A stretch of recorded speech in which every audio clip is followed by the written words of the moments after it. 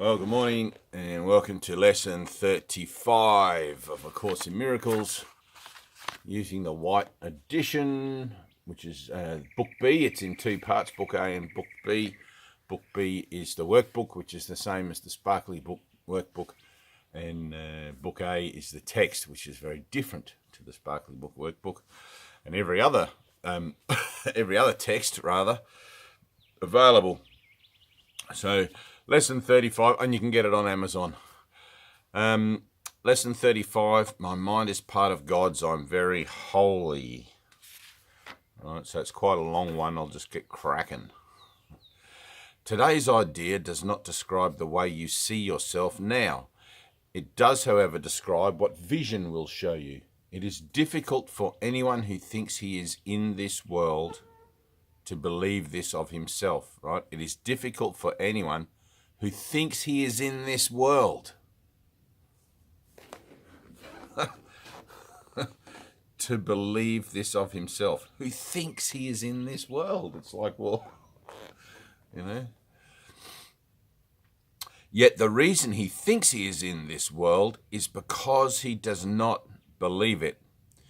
You will believe that you are part of where you think you are. That is because you surround yourself with the environment you want, and you want it to protect the image of yourself that you have made. The image is part of it. What you see while you believe you are in it is seen through the eyes of the image. It is not vision. Images cannot see. The idea for today presents a very different view of yourself. By establishing your source, it establishes your identity, and it describes you as you must really be in truth.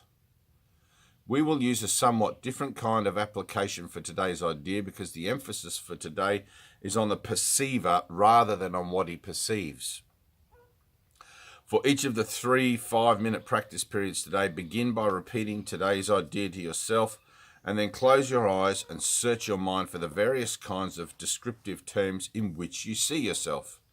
Include all of the ego-based attributes which you ascribe to yourself, positive or negative, desirable or undesirable, grandiose or debased. All of them are equally unreal because you do not look upon yourself through the eyes of holiness.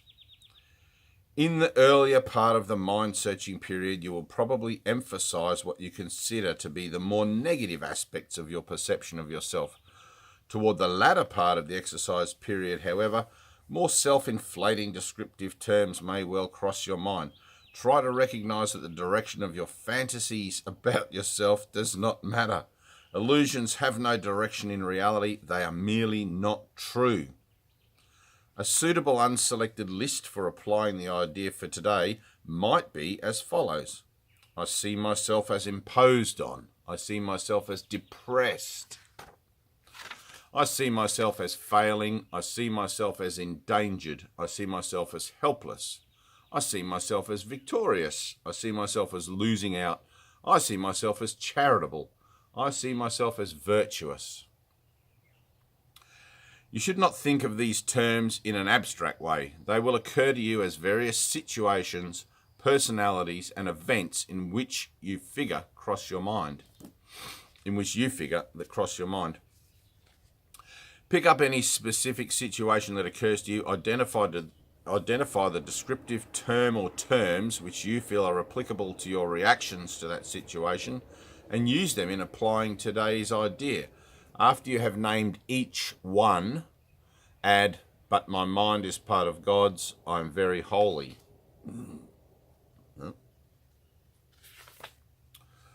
During the longer exercise periods, there will probably be intervals in which nothing specific occurs to you. Do not strain to think up specific things to fill the interval, but merely relax and repeat today's idea slowly until something occurs to you. Although nothing that does occur should be omitted from the exercises, nothing should be dug out with effort. Neither force nor discrimination should be used. As often as possible during the day, pick up a a specific attribute or attributes you're ascribing to yourself at the time and apply the idea for today to them. Add in the idea to each of them in the form stated above.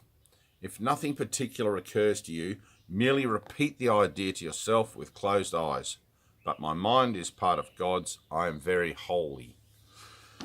And I love the holiness lessons. The next one, 36, my holiness envelops everything I see. Right, so he's just told you in this lesson that the reason that you think you're in a world is because you don't believe that you're very holy, and then your holiness envelops everything you see is the next lesson, which might sound a little contradictory, but remember, God is in everything I see.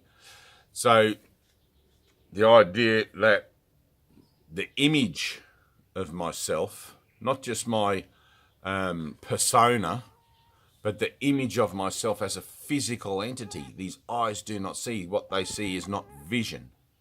Right? They see a reflection of symbolic representations of thoughts.